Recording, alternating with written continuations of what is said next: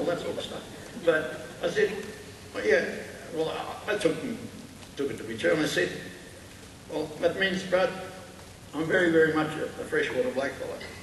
So my father, people on the banks of the Murrumbidgee River. My mother's people on the Murray River and the Goulburn River.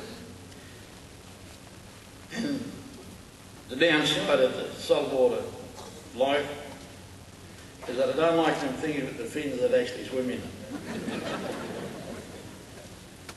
But there are all of those things then about life. I've got a question. And should we still exist? And historically speaking, the direction and the way that this system was structured, that in fact eventually, from 1770, the raising of a flag, Aboriginal people don't exist, claim the country. You're not cruising by, no lights on, put the flag up.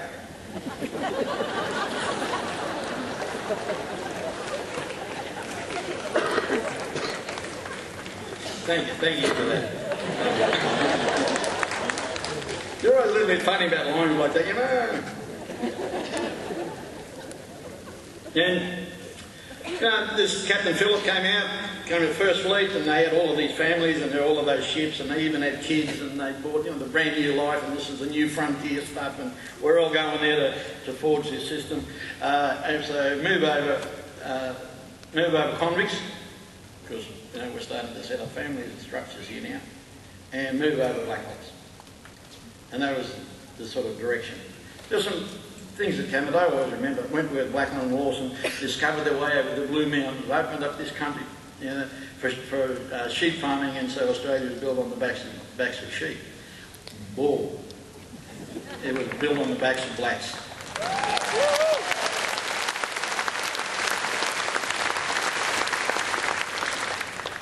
And then we move through and we have the sort of thing, the separation of people on the basis of colour. You're black, you stay, you're fairer, you go. The half-caste politics game, but really is incredible when you think that the epitome of mankind was this knowledgeable, cultured England, yet found time to dally with Aboriginal women.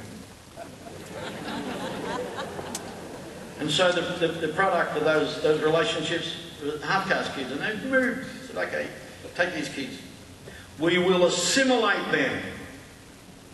We will keep the full bloods, and I'm not sure how you actually measure that. Science hasn't been able to tell me. And anybody I ask says, you just are crazy, man. And it's about the look of a person and saying, well, you're full blood. We put you on the mission, we'll keep you there and you'll die out. Aboriginal people will be no more. Short version of it all is that in 1901, we had the formation of a constitution that had no recognition of Aboriginal people because of the ideology, in fact, that we would be gone. Because if anybody has a look, and you're all knowledgeable people, so I'm told, have a look at a word book and find out what, in fact, assimilation means. And assimilation is a process of absorption. This small bit becoming this larger bit and being no more. That's the direct line that I get from assimilation. And nobody's been game enough to tell me that's different, but what I've read out of a word book that is not an Aboriginal one says that's the process of assimilation. And that's the sort of thing, extinction of Aboriginal people. A constitution, no recognition of Aboriginal people. Oh, incidentally, Australia was very benevolent, outward looking, seeking to embrace the world. They introduced a White Australia policy in 1888 rather, a White Australia policy that said very clearly, only people that come from European countries should come here. You have to be able to look a particular way, sound a particular way, act a particular way, and so on. So here's a White Australia policy. And that's a part of the British Empire. A bit later on it becomes the British Commonwealth, and the British Commonwealth has black nations, so you wonder about, well, them fellows will be welcome in this country. And so there are those sorts of things historically about how it was done. And Colin actually talked about and smooth the dying pillar approach and the protection. Just put people on missions, keep them there, smooth the pillar, they'll die out. There's an exclusion of Aboriginal people and people separated from family. My grandfather was one who was told, you're fair enough, you're going to live in the town, you're fair enough to live in the town, you should be off the mission. And he went down and they didn't want him in the town, so they finished up as the French rulers.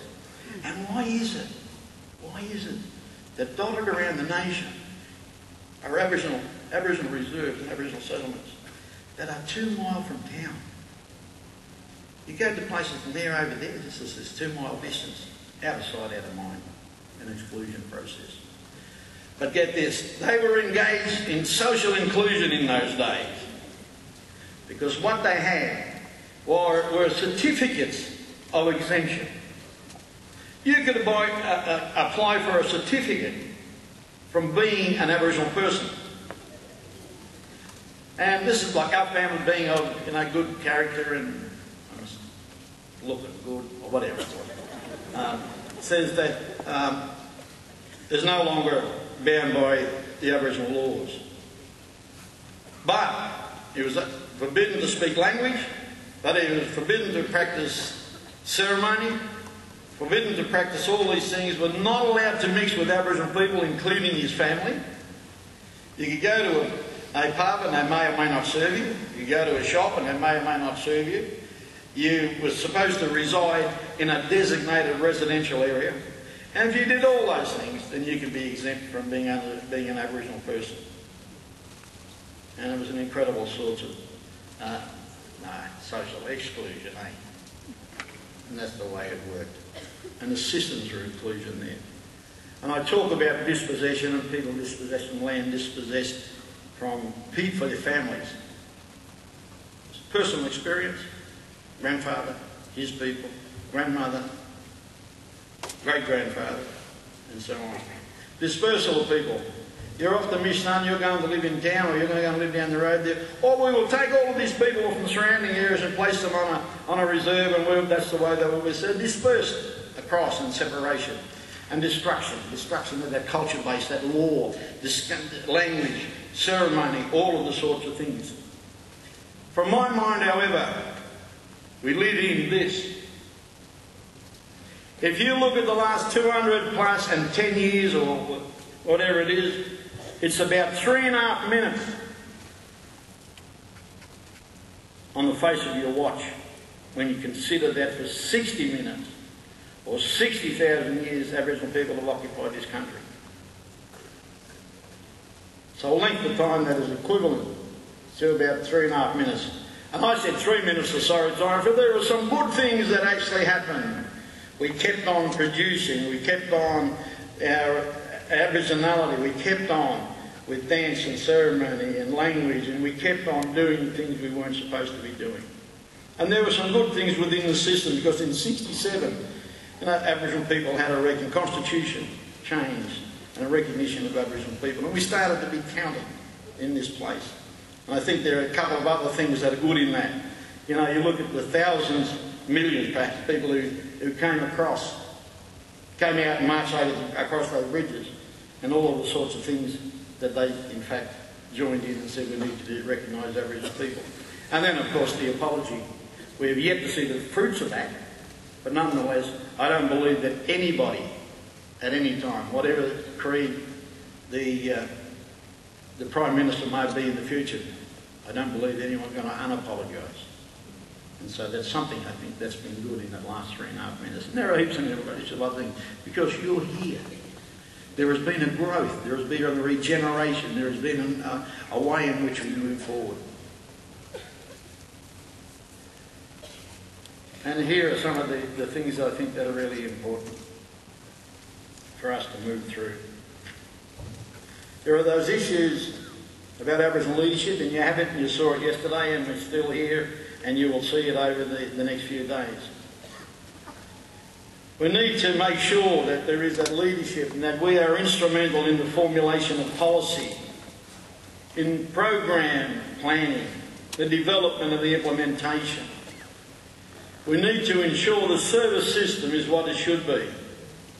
We need to ensure that the practice on the ground is there to benefit the people that we put up our hands for. And so we need to have that happen. Not for me, because we want to move away from that what about me song, but for the people who are on the ground and need to ensure that they get the education, they get the jobs, they have a lifestyle.